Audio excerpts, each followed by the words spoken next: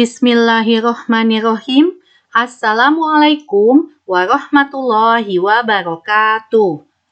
Halo anak-anak hebat, anak soleh-soleha kelas 4. Apa kabar kalian pada pagi hari ini? Semoga kalian sehat selalu ya, dan selalu dalam lindungan Allah Subhanahu wa Ta'ala. Amin ya Robbal Alamin. Baiklah, mari sebelum belajar kita bersama-sama membaca basmalah. Bismillahirrohmanirrohim. Baiklah, di video kali ini kita kembali belajar pada tema 4, subtema 3, muatan pelajaran bahasa Indonesia.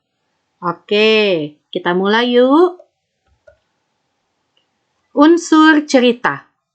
Unsur cerita adalah unsur pembentuk suatu cerita. Apa saja unsur cerita itu? Nah, mari kita identifikasi unsur-unsur cerita. Unsur cerita terbagi menjadi dua, yakni intrinsik dan ekstrinsik.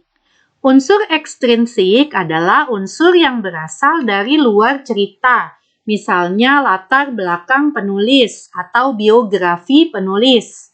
Unsur intrinsik adalah unsur cerita yang berasal dari dalam cerita itu sendiri.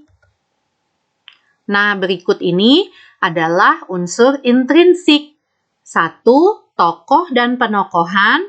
2. Latar. 3. Alur. 4. Tema. Dan 5. Amanat. Yuk kita bahas satu persatu. Yang pertama tadi adalah tokoh dan penokohan.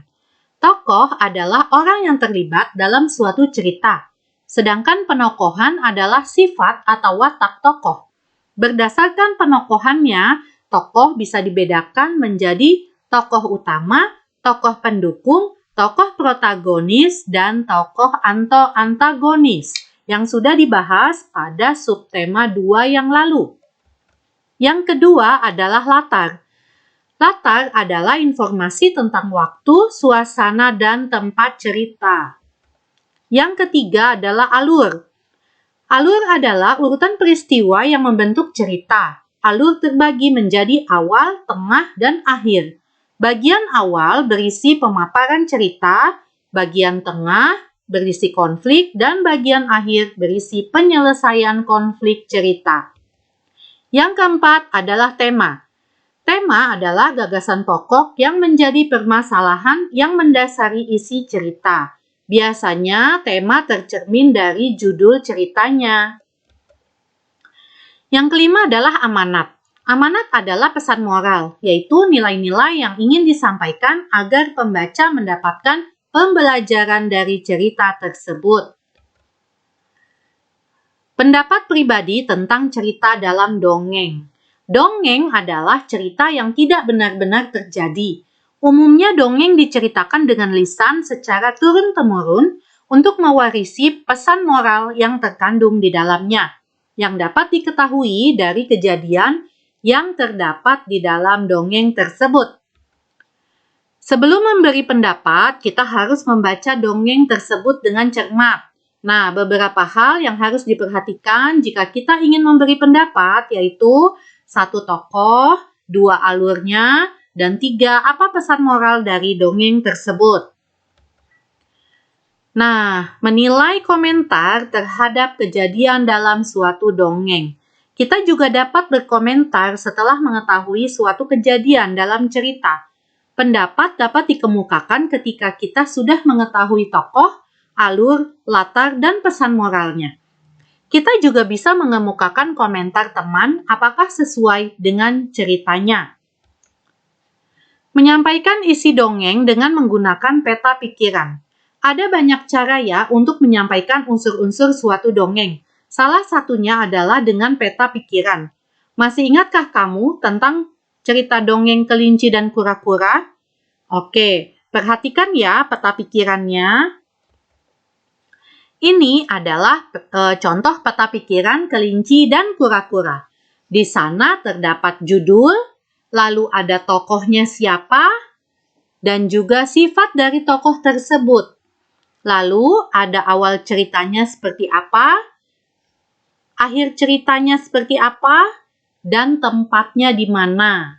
Dan terakhir adalah pesan moral daripada cerita kelinci dan kura-kura. Menentukan pesan moral dalam dongeng. Selain isi dongeng, kita juga dapat menyimpulkan pesan moral yang disampaikan dongeng tersebut dengan cara membaca dengan cermat dan memahami dongeng dengan baik. Contoh komentar pesan moral pada dongeng Malin Kundang adalah kita tidak boleh durhaka kepada orang tua dan harus menghormati kedua orang tua. Unsur dalam sebuah cerita merupakan bagian yang penting untuk dipahami. Kita harus dapat mengambil hikmah dari isi cerita yang dapat dijadikan teladan dalam kehidupan sehari-hari. Kisah-kisah dalam Al-Quran banyak mengandung hikmah bagi kaum muslimin. Rasulullah Shallallahu Alaihi Wasallam bersabda, hikmah itu adalah milik orang beriman yang hilang. Karena itu, di mana saja kamu menemukannya, maka ambillah. Hadis riwayat Tirmizi. Nah, selesai sudah pembelajaran muatan pelajaran bahasa Indonesia kali ini. Terima kasih anak-anak hebat, semoga pembelajaran pada hari ini bisa bermanfaat untuk kita semua. Ibu akhiri, wassalamualaikum warahmatullahi wabarakatuh.